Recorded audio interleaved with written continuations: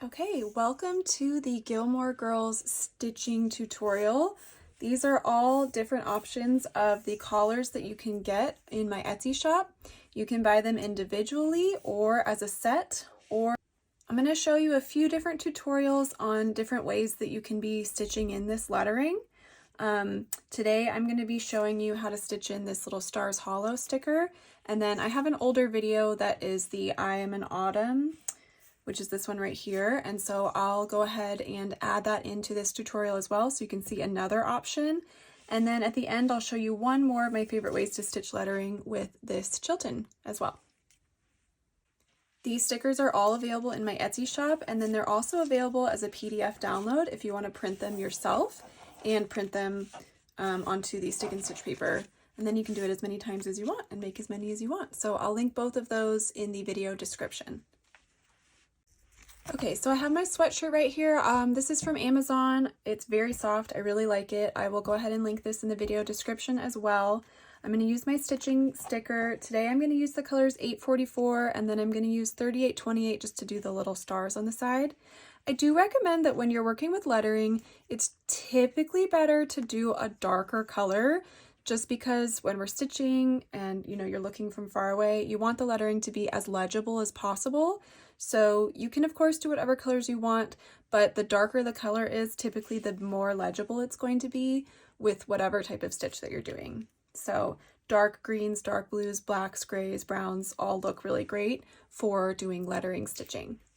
I'm also going to be using a 6-inch hoop. 6 or 7 inch is going to fit most of these stickers in them. And then the two sizes of needle that I typically use when I'm doing my sweatshirts is a size 22 chenille needle that has a bigger eye for if you're using all 6 strands, or a size 5 DMC embroidery needle, which is good for using anything less than 6 strands really. So we're going to get started by getting our sweatshirt into the hoop here. And to do that, you're just going to take the inner ring and place it into the sweatshirt like so, and you want to push it up as far as you can towards that line, that seam where the collar ends at the front here.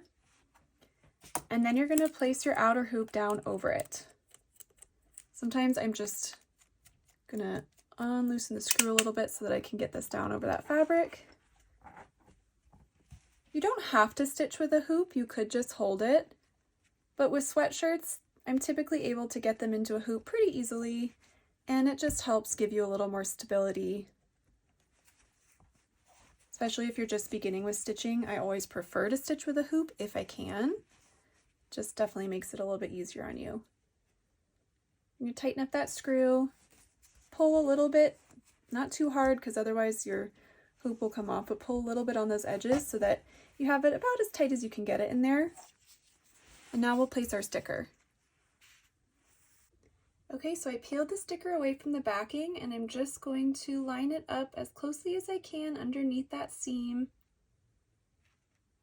That looks just about good. And then just press it down and we're ready to stitch. Alright, so the stitch I'm going to be showing you today is a whipped back stitch using just all the same color. If you wanted to do just a regular back stitch, I would recommend using all 6 strands here just to keep it bigger, but since I'm going to do a whipped back stitch, I'm going to do 3 strands. So I'm going to go ahead and take out a length of 844 here, and you can see the thread is made up of a bunch of little different strands. There's 6 of them. So I'm going to split that down the middle and get just 3 of them.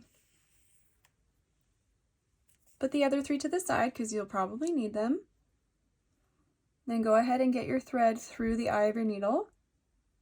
Sometimes it helps to just wet the end so you can get them all through. Tie off a knot at the opposite end, like so.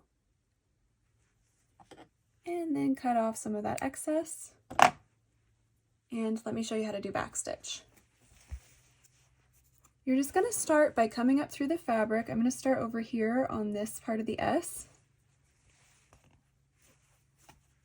And when you come up through the fabric, when you're working with stick and stitch paper, it is helpful to pinch down with your non-stitching hand on the front and the back here, right next to where you're coming up through the fabric. so that the paper doesn't lift up at all. Sometimes if you just come up through the fabric really fast, the paper will lift, and then when your needle hits the back of this stabilizer paper, it gets a little bit sticky because it's like hitting more of the glue than it needs to. So if you hold it down when you're coming up through the fabric, that will help eliminate that problem.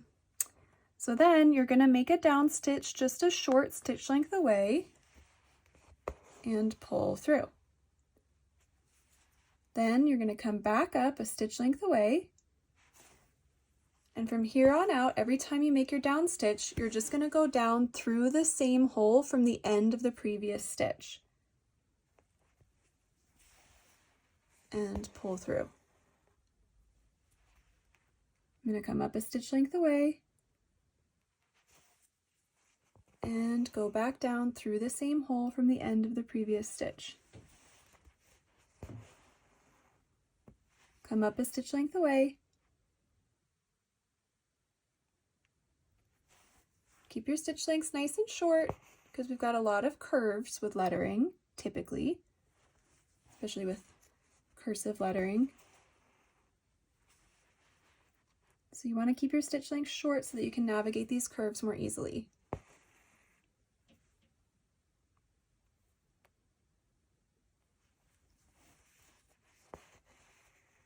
And you're just going to continue like this until you get all the letters filled in. This is the first part of whipped back stitch. And this is the part where I'm saying you could just leave it like this. You could just do back stitch, which is what this is. And I do love the look of back stitch on its own as well, especially for lettering. It's got that like hand stitched look to it. But I would maybe do all 6 strands if you were planning on just doing back stitch here. But once I finish, I'll show you how to turn this into whipped back stitch, which is going to give us a little bit more of a smooth line. As you can see, this is really mindful. I love back stitch. It's such an easy, simple stitch, and you can do so much with it, especially on clothing. And it's one of my favorite stitches for lettering that has all the same line weight to it.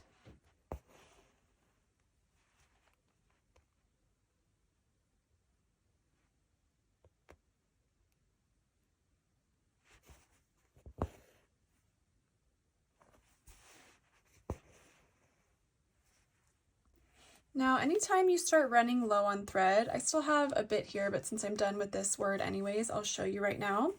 You're going to tie off a knot in the back. So you're going to take your needle and run it underneath a nearby stitch, like so. Start pulling it through, but leave a little loop out like this.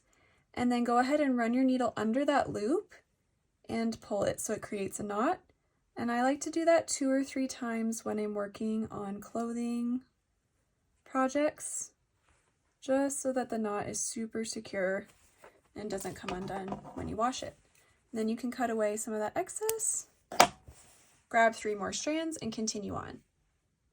Okay, so if you like the look as is, you could totally leave it like this. I am going to show you how to do whipped back stitch, though, just in case you want it to be a little bit of a smoother look. So now I'm coming in with just 2 strands of 844 instead of 3, just because I want to keep this nice and thin. And I'm going to come up at the end of the line here, and I'm going to push my needle underneath that first stitch and then pull it through. Then I'm going to come back around to the same side I started on, push my needle underneath the next stitch and pull through. Come back around to the same side I started on, push my needle underneath the next stitch and pull through. You want to be sure that you're being consistent with the direction that you push your needle underneath the stitches each time, so just always come back to the same side. It doesn't matter which side you start from, but you just always want to start from the same side as you're moving around these letters. And one thing that can be helpful when you're doing whipped back stitch is to push up with your non-stitching hand underneath the stitch that you're going to run your needle underneath, just so that you can kind of angle that needle up and out.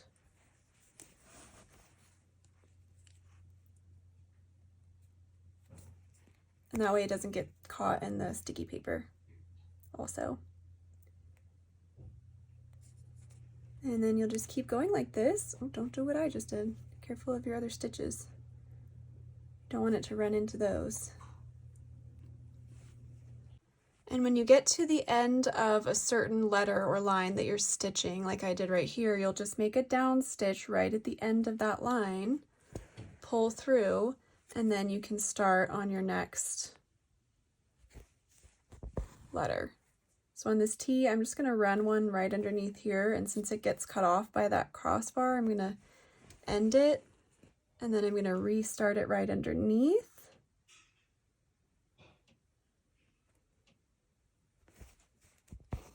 And then continue on.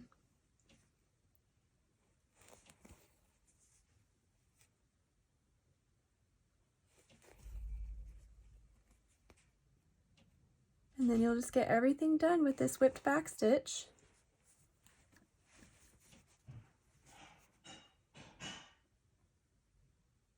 And then I'll show you what's next. Okay, I finished all my whipped back stitch, and I'm just going to do these little stars now. This is super simple. I'm just using 3 strands of 38-28, and these are just going to each be a straight stitch. So you just come up through the fabric at one end of one line and go back down at the opposite end.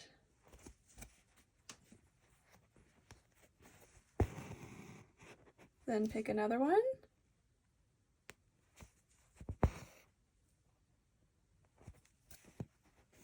And then do your last one.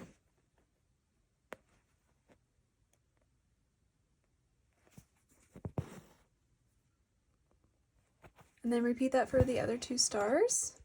Tie off a knot in the back, and I'll talk to you through next steps. Okay, so now all you have to do whenever you finish your sweaters, whatever stitch you're doing, is take your hoop off and then go run warm or hot water under your faucet and let the water pressure wash away the remaining stabilizer paper. It'll take a few seconds to really get going, but then you'll see it all start to dissolve away. And once you're sure all of the paper is gone, you'll just set it out to dry and your project is good to go. I don't do anything to the back. Here's kind of what my back looks like. It doesn't bother me, but you can add a backing to it. Sulky brand sells a tender touch iron-on backing that you can cut to size and then iron it onto the back so that it covers up and protects your stitches a little bit more. But I typically, honestly, don't, and this holds up in the washer and dryer just fine. But you could also hand wash and hang dry just to be extra cautious if you wanted to. Next, I'm going to link in another sweatshirt, I Am in Autumn, which uses back split stitch to go over how to stitch when there's kind of different line weights. We have like thinner and thicker. Back split stitch is great for that. And then I'll pop on after that and show you one more stitch technique that I like for lettering. I'm going to go ahead and I'm going to take 3 strands of my 844 thread. So I separated, so I've got 3 left over. I'll put those to the side. And then go ahead and get your 3 strands through the eye of your needle and tie off a knot at the opposite end. There are fancier ways to do that, but that's just how I do it. Cut off any excess, leaving a little tail, and now we're going to get stitching. Alright, so I'm going to show you how to do back split stitch. I like to do back split stitch for the lettering here, especially lettering where we have thinner areas and then thicker areas, like in this style, because it's easy to put little rows right next to each other as you're stitching. So I'm going to start on the eye, and I'm going to come up through the fabric. I'm going to start right here. And you're going to make a little straight stitch out and go ahead and pull through. And then you're going to come back up through the fabric about a short stitch length away. I like to keep my stitch lengths nice and short because we're going to be working with some tight curves. And then as you come back down, you're going to go back down through your previous stitches about halfway to 2/3 of the way, and you're going to split that stitch down the middle. So you're actually going to put your needle down through those threads. So you can see I'm going down through those threads, and I'll go ahead and pull through. And then I'm going to repeat that. I'm going to come up a stitch length away.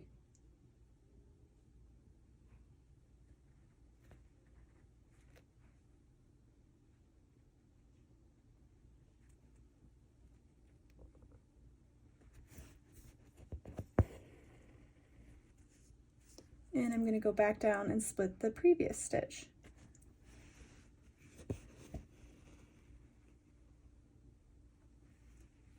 And I'm just going to keep working my way around the letter.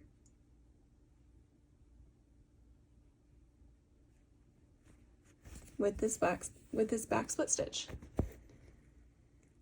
It's a nice stitch because you can sort of adjust as you go, and it just allows you really good control of direction.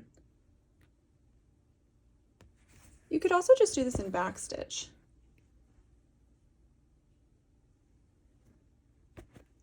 But I think back split stitch with the dark color thread that we're using just is a little bit more seamless.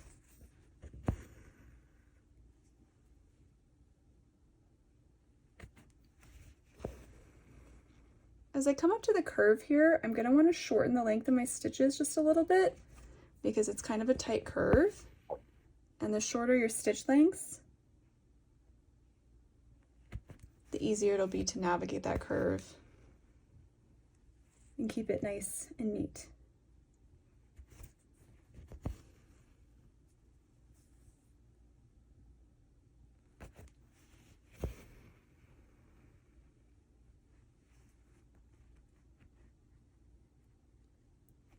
And as I come back down, you can see that this part of the letter is a bit thicker. So I'm going to start by working on the outer edge.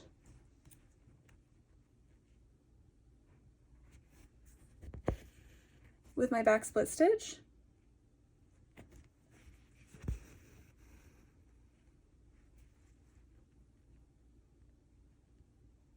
So I'm going to come down on this outer edge of that thick line.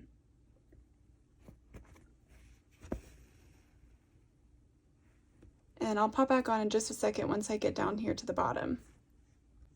So now that I'm down here at the bottom, it's kind of hard to see just because of lighting, but you can sort of see that there's a little bit of space that's unstitched. And if I want this line to just be a little bit thicker, I can just come back in right here, where it's a bit thicker, and do another little line of back split stitch just to fill that out a little bit more. So it has that sort of calligraphy look that these letters give.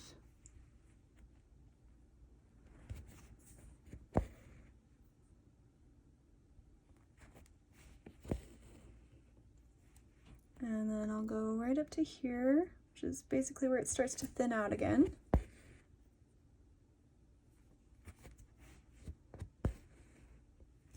Okay, so I've got that done. I'm going to come over here and just finish this up with back split stitch, just one little row right here, and then I can move on. All right, so you can see I have my whole first letter done here. It's up to you. You could pull across between each word here, but if you want to tie off and keep them all separate just so that the back is a little bit neater since we're working with clothing, you can just run your needle underneath a nearby stitch. So I'm going to run it right under here. Leave a little loop out like this and then run your needle under that loop and then pull tight. And I like to do that 2 to 3 times when I'm working with clothing so that that knot stays nice and secure.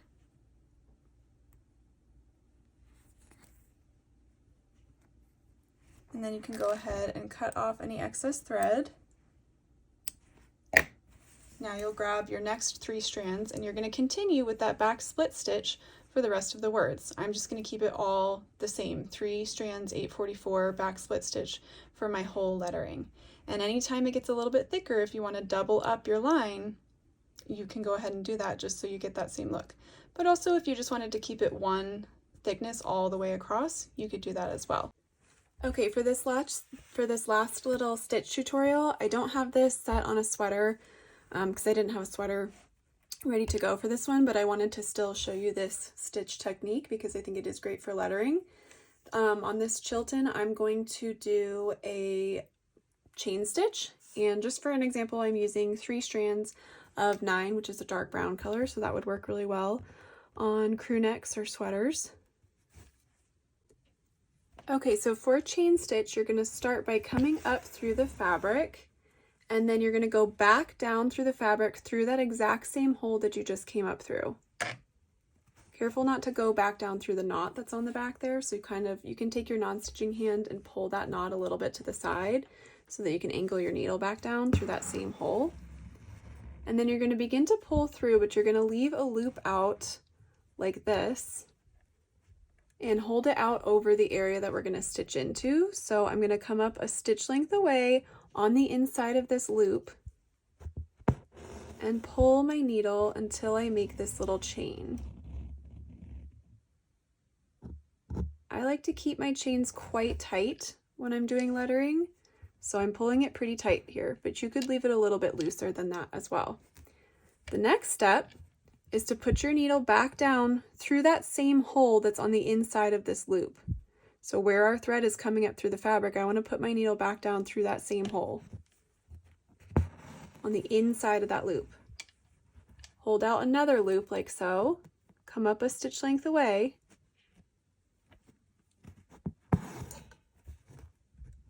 and pull.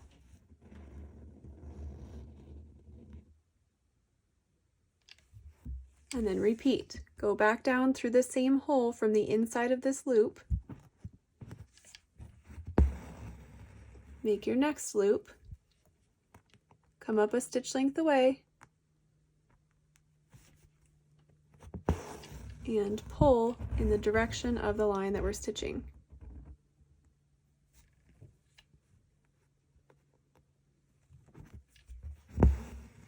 Especially when you're working around curves, you want to keep your chains really teeny tiny.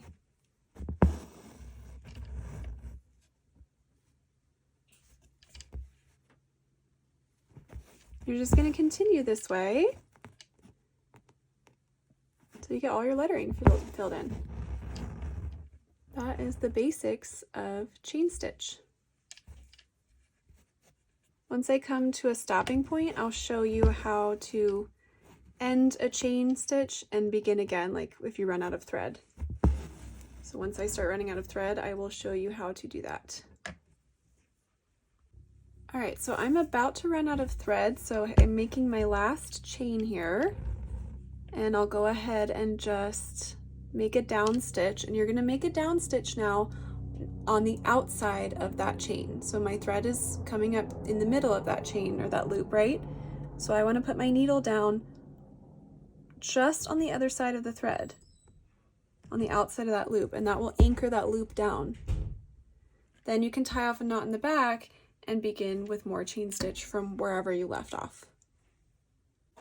All right, so here is Chilton all stitched in with a chain stitch, and obviously if you're doing this on a sweater, you're just going to wash away the rest of your stabilizer paper with hot water, let it dry, and then you'll be good to go.